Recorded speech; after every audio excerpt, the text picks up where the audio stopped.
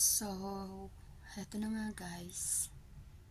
Kakasahod lang and pagkatapos ng sahod, ito na yung susunod na mga pangyayari.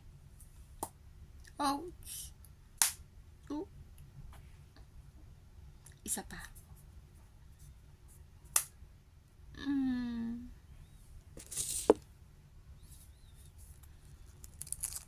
Ito na lang yung natira.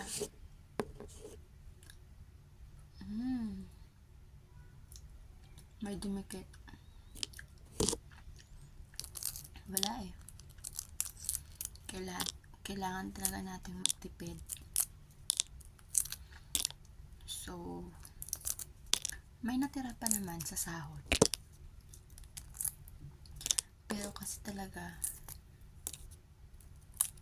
pagdating ng sahod, mas malaki yung pinapadala natin kaysa sa naiiwan na lang.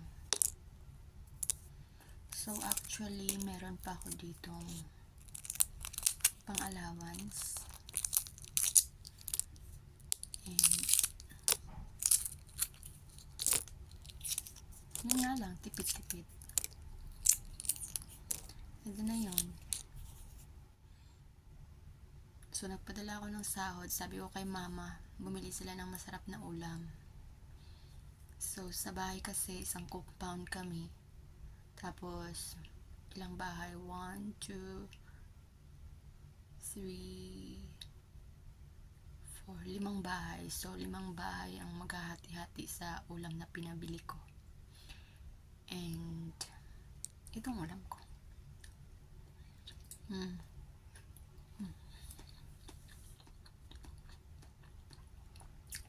Alam mo, pag na-provide mo yung pangailangan ng pamilya mo, itong itlog na to,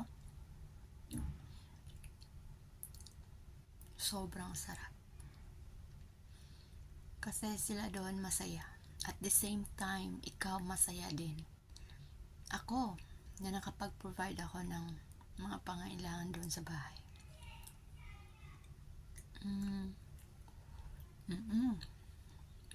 Sarap.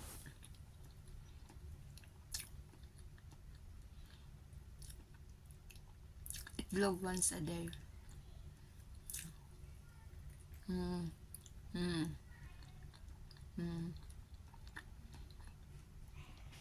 Sa bahay ngayon, nagpapagawa kami ng ano namin, ng terrace. So, ini-install na nila. So, hindi pa yun matatapos. Ngayon, maybe tomorrow or Monday. Hindi ko lang alam kung tatapos nila bukas. Kasi bukas, Linggo.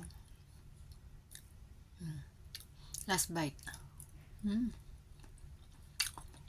Sarap.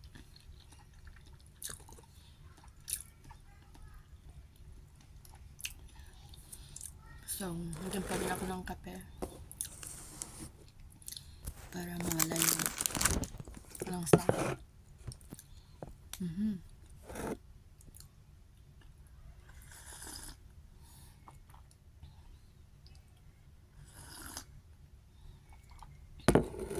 Wait lang. May papakita ko sa inyo. Saan ba yun? Kailangan kong tumayo. May kukunin lang ako. So guys, eto. May kukunin lang ako sa bag ko. Ay! Oh my God. Nilagyan ng nahulog yung mga tipak ng itlog.